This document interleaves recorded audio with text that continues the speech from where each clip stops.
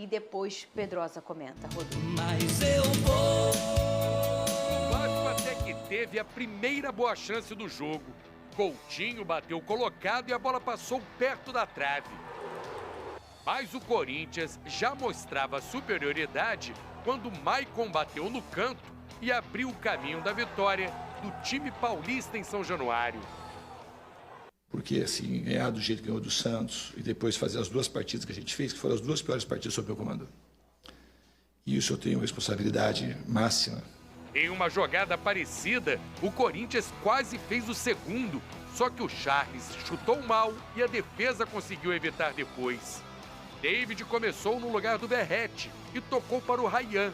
Hugo Souza e o Travessão impediram o empate na melhor chance do Vasco no primeiro tempo.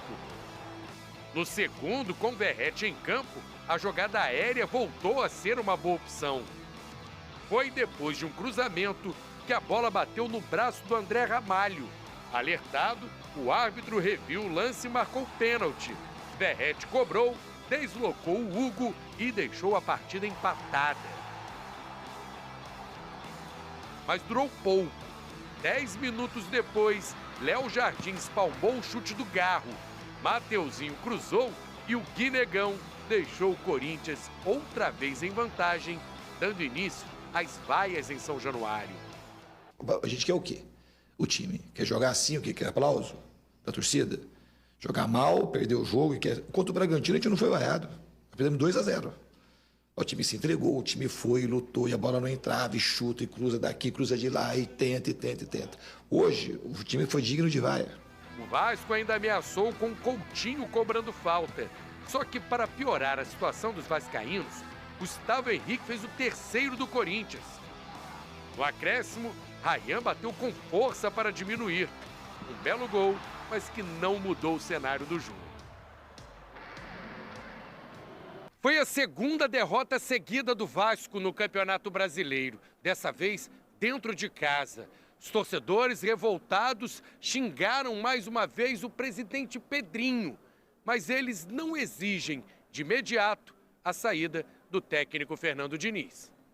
Agora não seria a melhor solução de sair, não. Qual outro técnico seria no lugar dele? Não tem.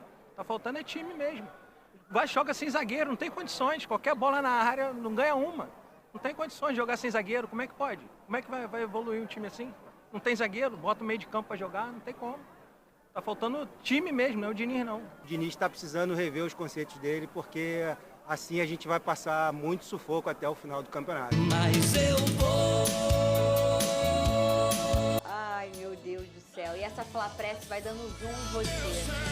Sabe, eu só não vou pedir pra parar, porque eu tô sem falar contigo. Eles estão certos. Pedrosa! Ó, a última Grande vez... cantor, tá A precisando última ser vez que ungido o lá. DJ Caraca colocou essa música pra mim foi bom, lembra? Fernandinho, grande cantor. Gosto Lucas de... Pedrosa. Aconteceu mais um jogo horroroso do Vasco ou não? Sim. Sim? Mais um jogo insuportável, mais um jogo deprimente. Eu acho até curioso o técnico Fernando Diniz falar como se a torcida do Vasco estivesse cobrando o desempenho do Vasco por conta dos dois últimos jogos, que foram horrorosos, contra a Juventude e contra o Santos. Mas na verdade não. É só você olhar os números do Vasco com o Diniz dentro do Campeonato Brasileiro. São 12 jogos, 6 derrotas, 3 vitórias e 3 empates. Ou seja, o Vasco só venceu 3 jogos em 12 com o Fernando Diniz. Quer uma curiosidade ainda maior? Dos últimos 12 pontos disputados em São Januário, que geralmente é um território onde o Vasco consegue conquistar pontos, o Vasco só fez 2. É, isso que é preocupante. Com o Grêmio e Atlético Mineiro. Perdeu para o Red Bull Bragantino e perdeu para o Corinthians também. E aí, Fernanda, a gente vai esbarrar em algo que eu venho falando aqui há meses. Não são dias, não são semanas. Até mesmo quando aconteceu o 6-0, eu falei aqui, o Vasco tem um sistema defensivo horroroso. O jogo poderia ter sido outro, caso o Hugo Moura tivesse sido expulso, ou no início do segundo tempo, quando o Santos teve a oportunidade, o Santos tivesse empatado o jogo. Aquele 6-0 não pode maquiar a incompetência da diretoria, a incompetência do grupo de jogadores e a incompetência do técnico Fernando Diniz, que tem 12 jogos à frente do Vasco da Gama e já tomou 18 gols. 18! É uma média de 1,5 gols por partida. Um time que toma gol todo jogo, Fernando, dentro do Campeonato Brasileiro, ele tem que escalar a montanha várias vezes. E que é um dado, isso não é falácia, tá? Isso não é achismo do Pedrosa, não. O Vasco do Fernando Diniz só ganhou jogos quando ele conseguiu fazer 3 ou mais gols. O que isso significa? O Vasco não vence de 1-0, o Vasco não vence de 2-0, 2-1, o Vasco não vence por placares magros, porque o sistema defensivo do Vasco é uma vergonha. Como é que o Fernando Diniz joga? Ele gosta de ter superioridade numérica a partir do momento que ele sai com a bola, nos setores do campo. Aí ele cria ali 3, 4 jogadores para você criar superioridade numérica e ir avançando as casinhas dentro do campo. Quando o Vasco perde a bola, que é o grande problema, com a bola o Vasco até constrói, mas quando o Vasco perde a bola, o mecanismo de defesa do time do Fernando Diniz é só um, é a pressão pós-perda. Para você recuperar ali, você bota 3, 4 jogadores, se você não recuperar, tá perdido. O Corinthians ontem, em diversos momentos, não só marcou o Vasco alto, mas quando recuperava a bola do Vasco, conseguia reter a bola e tabelar. Mesmo jogando todo desfalcado, com 4 volantes, o Corinthians ontem veio para jogar em São Januário. O Dorival Júnior não é nenhum bobo. Qual é o melhor remédio para você jogar contra o Fernando Diniz? É ter a bola, porque o Vasco não sabe jogar sem ela. Então toda vez que o Corinthians recuperava a bola, como foram nos 2 gols, inclusive, no gol do Maicon até, o Corinthians recuperava a bola, invertia a jogada, pegava um Vasco que não sabe fazer 2 linhas de 4, que não sabe se defender, que só tem a pressão pós-perda, que não tem transição defensiva, que não consegue se armar e se organizar defensivamente, e o Vasco da Gama pegou ali o Maicon com o cruzamento do Bidu, o Pumita marcando a distância, quase ensina a distância, velho. Ele marcando a distância, o Ryan também tentando fechar na segunda linha, e aí o Maicon sozinho, no meio das linhas do Vasco, que são totalmente desorganizadas, faz 1-0. O Vasco volta pro jogo, aí sabe o que acontece, Fernanda? O que, Pedro? Dentro da partida, o Tietê, ele tem uma lesão, que é uma lesão até sentida, ele não estava jogando bem, mas é um cara que vem fazendo boas partidas com o Fernando Diniz. Sai ele até tem a chorando, lesão, né? E ele sai. O Fernando Diniz coloca o Verratti. Sabe quem ele coloca de volante? O Nuno Moreira, que é ponta. Aí ele ontem falou, não, o Nuno pode jogar de 8. Gente, não pode. Ele não joga de 8, ele não é 8, ele nunca jogou de 8. Ele é um jogador que ele é um ponta construtor ou ele joga de meia. Ele é um atleta que não tem tanta velocidade, mas tem 1 contra 1, acha o passe final. Ele jamais pode jogar de 8 para jogar de costas ou combatendo no meio campo, porque fisicamente ele nem tem condições para isso. Nem tem. E aí o que aconteceu? O Vasco conseguiu chegar ao empate e o Fernando Diniz falou na coletiva que foi com o Nuno jogando de 8. Não, o Vasco achou um pênalti. Achou um pênalti, jogou uma bola na área, mão, achou um pênalti. Volta pro jogo, 1-1. A torcida inflama, eu tava lá, 20 mil torcedores, como sempre. Inflama, chama São Januário. Nada, resposta nenhuma. O Vasco não ficou perto de fazer o segundo gol. Quem ficou perto? O Corinthians, que era um time que estava cheio de desfalque e foi muito mais organizado do que a equipe do Fernando Diniz. Vou repetir, com bola, o Vasco não é ruim. O Vasco fez 2 gols ontem, sim, correto? Só que tomou 3. E assim tem sido o enredo do Vasco da Gama.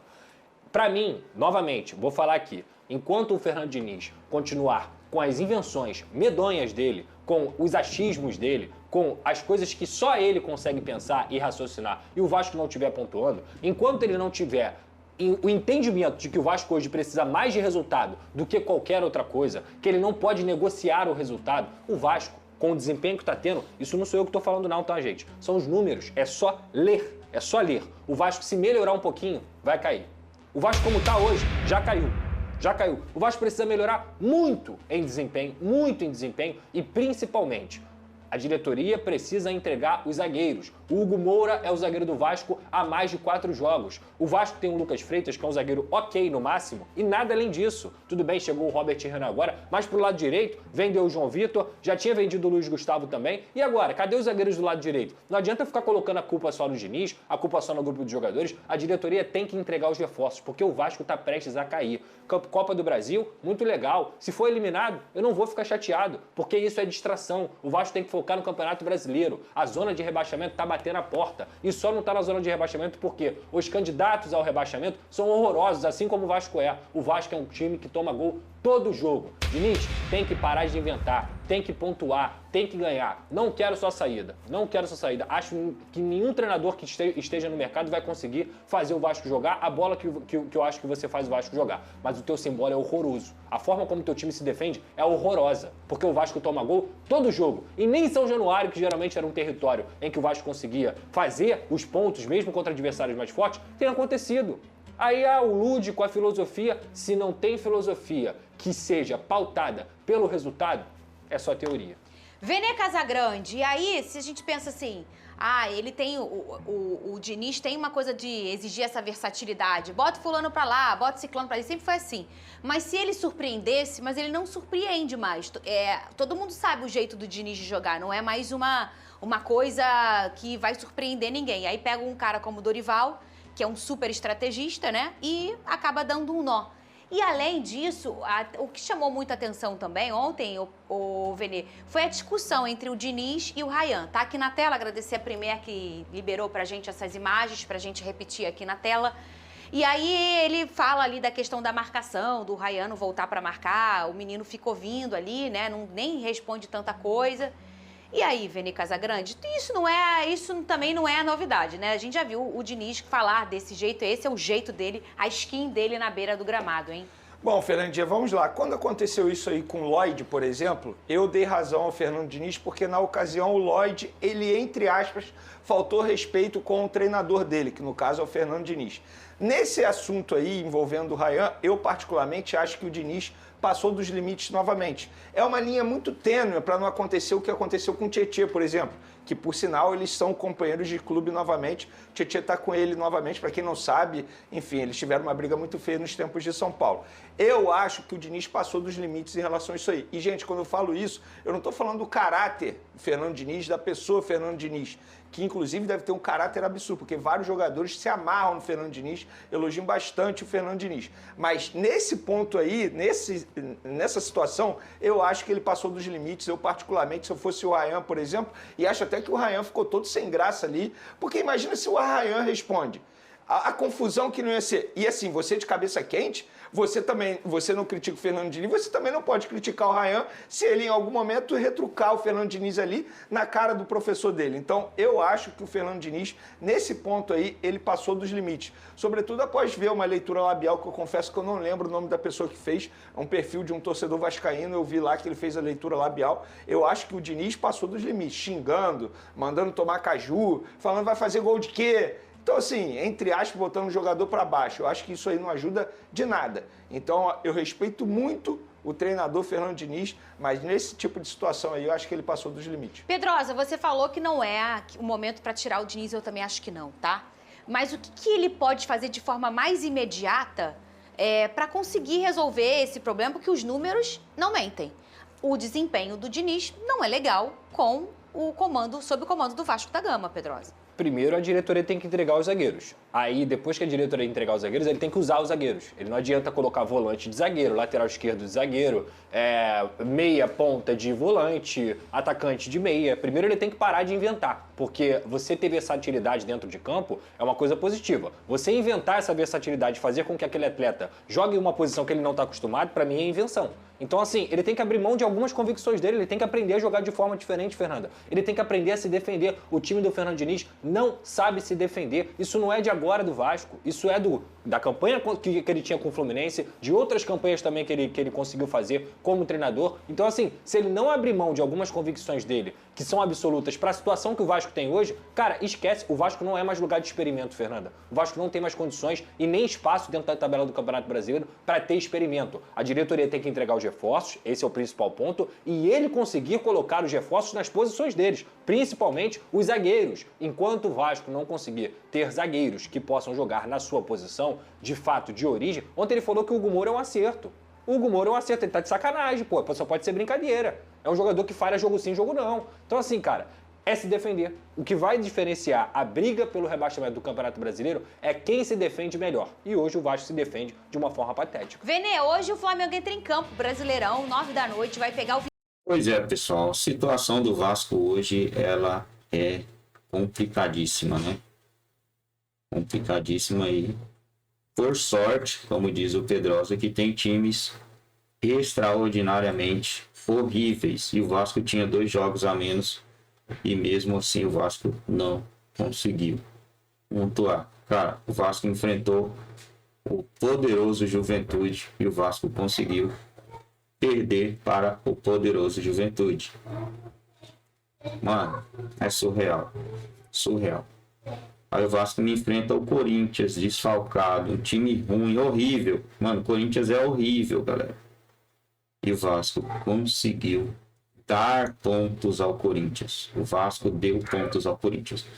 Por sorte, existe o Sport, o Fortaleza, o Juventude e o Vitória. A sorte do Vasco, o Vasco só não cai, na minha opinião, na minha visão, por existir esses times, né? Por isso, o Sport tem 18, 19, 20, 21. O Sport enfrenta hoje o Palmeiras. Cara, esses times que estão ali na parte de baixo e o Vitória enfrenta o Flamengo. O Vasco até pode hoje ir à zona de rebaixamento. Por quê? Esses times que estão ali na parte de baixo, quando eles enfrentam times que estão lá na parte de cima brigando por títulos, eles já sabem que eles são horríveis, tá, pessoal? O Sport tomou 27 gols, o Vitória tomou 24, Juventude 41, Fortaleza 32. Então, eles não vão de peito aberto contra Flamengo, Cruzeiro, Palmeiras, Bahia, Botafogo, esses times assim. Eles vão tentar se defender e jogar por uma bola. E em algumas vezes aí a gente vai ver esses times vencendo alguém que está ali na parte de cima. O Sport não perde há 4 jogos, né? 5 jogos sem perder o Sport está. Venceu o Grêmio fora de casa jogando desse jeito. Empatou com o Bahia, empatou com o Santos. Perdeu de 1-0 para o Botafogo. Aqui já é um jogo do que eu estou falando, né? Eles vão ali para se defender. O Botafogo achou um gol e saiu com a vitória. Então, a situação aí do Vasco pode se complicar nesse jogo de hoje. E o Vitória, que vai enfrentar o Flamengo, em 7 jogos, cara, o Vitória tem uma derrota. Não vai ser fácil para o Flamengo vencer o Vitória também. Né? Em 7 jogos, apenas uma derrota. Eles conseguiram segurar o Palmeiras, né? Conseguiu segurar o Palmeiras, conseguiu segurar o Botafogo, venceu o Bragantino. Então vai ser jogo duro também. Né? Se o Flamengo e o Palmeiras não vencer seus jogos de hoje, o Vasco vai voltar à zona de rebaixamento. O Vasco está com uma campanha pior do que esses times aí. Infelizmente, temos que dizer isso, né? A campanha do Vasco nos últimos jogos, ela consegue ser pior do que o Sport, que é o Lanterna, e o Vitória, né? A campanha do Vasco é horrorosa no Campeonato Brasileiro, cara. E o Vasco tinha esses jogos aí para somar pontos, né? Agora o Vasco vai ter o Sport fora de casa, confronto direto, e o Ceará jogando em casa. Só que do jeito que as coisas andam, cara, tá difícil, né?